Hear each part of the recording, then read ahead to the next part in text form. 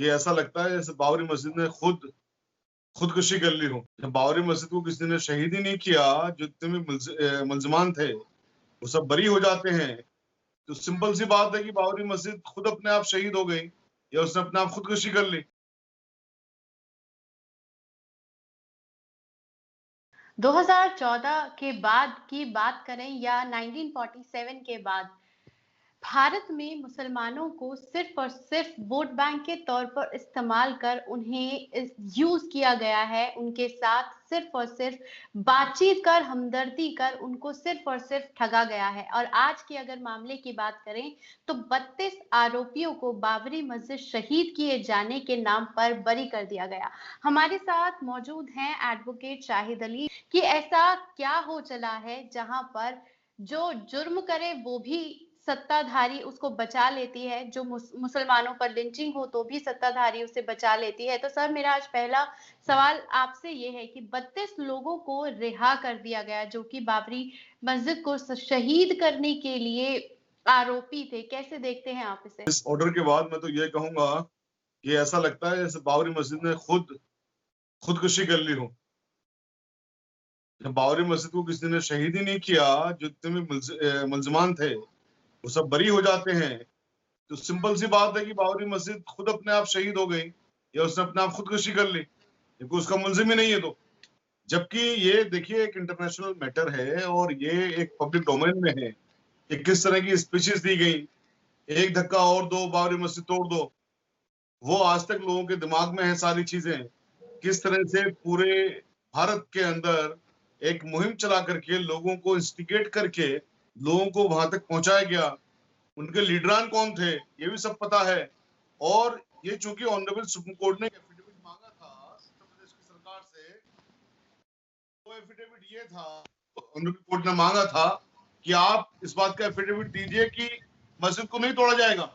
इसका मतलब ये है कि जो उस वक्त एक मुहिम चली थी, जो उस वक्त पूरा एक ये कार्यक्रम हुआ था पूरे मुल्क भर के अंदर, तो उससे ऑनरेबल सुप्रीम कोर्ट भी डरी हुई थी कि मस्जिद को तोड़ा जाएगा, मस्जिद को शहीद किया जाएगा।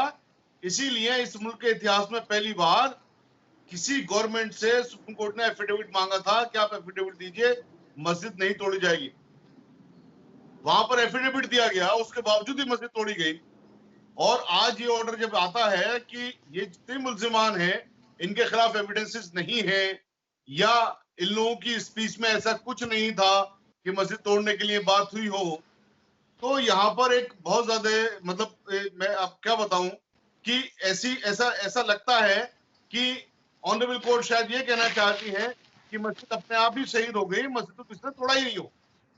यहाँ पर मैं ये नहीं कह रहा हूं कि ऑनरेबल कोर्ट की गलत बात है।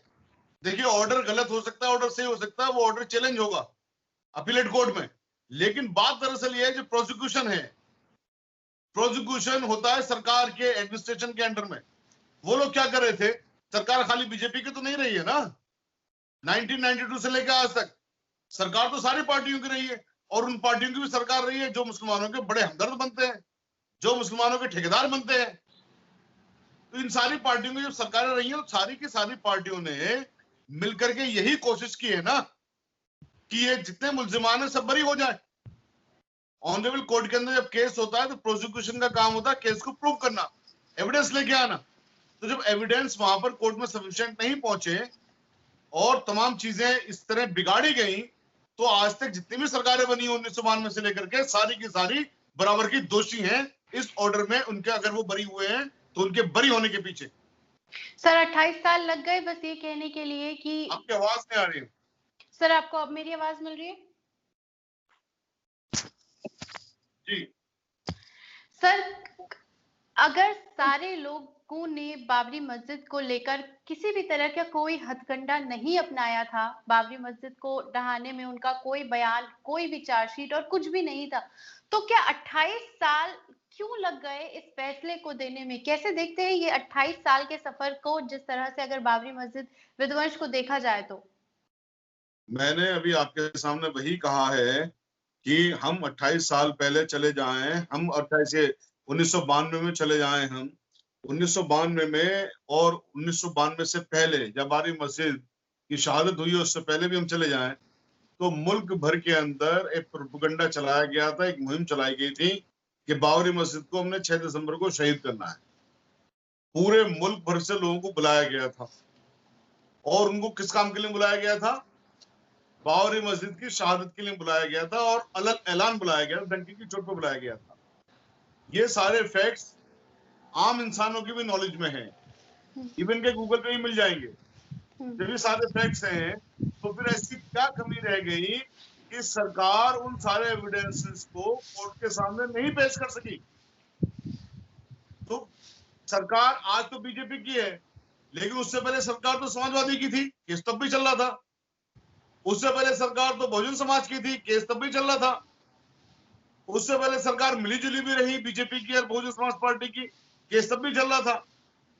तो मेरे कहने का मतलब सिर्फ ये है कि सरकारें चाहे किसी की भी रही हो, चाहे ये कोई सी भी पॉलिटिकल पार्टी हो, इन सबका मिशन एक ही है कि इनको मुसलमान सिर्फ इस्तेमाल करने के लिए तो चाहिए, इनको मुसलमान सिर्फ वोट लेने के लिए तो चाहिए, इनको मुसलमान हमारे हिंदू भाइयों को डराने के लिए तो चाहिए, इनको मुसलमान जो डर बनाया ना, क्रिएट किया है कि साहब ये 2 मार देंगे, 80% एक हो जाओ, मैंने उसके लिए कहा है।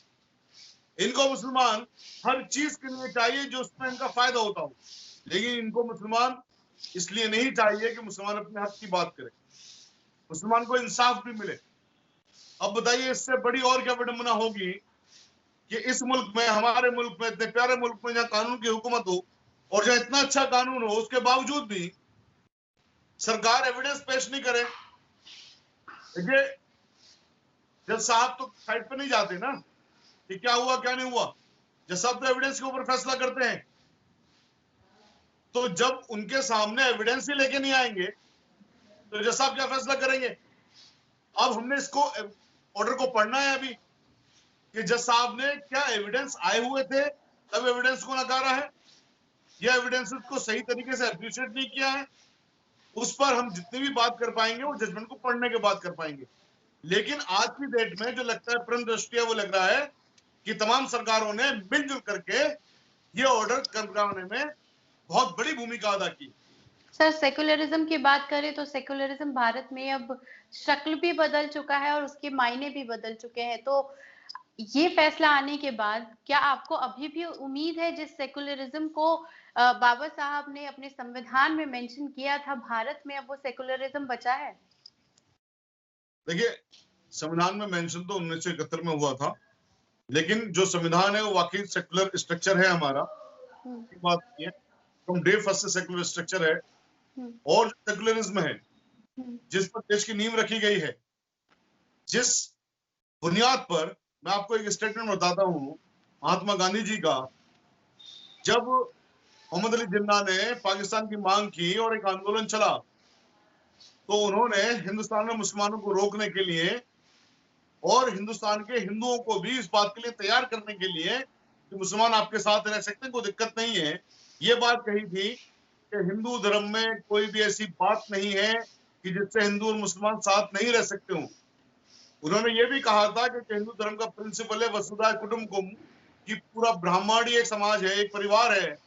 जब पूरा ब्राह्मण एक परिवार है तो हिंदू धर्म की मूल भावना में सेकुलरिज्म है।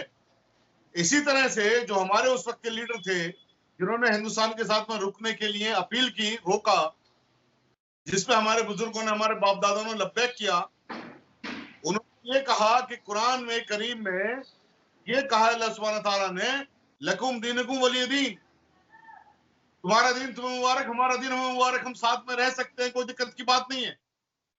तो ये जो बुनियाद है हिंदू धर्म की और मुस्लिम धर्म की, कि इसमें बीच में कोई भी कंफ्लिक्ट नहीं है, जरा सा भी कंफ्लिक्ट नहीं है।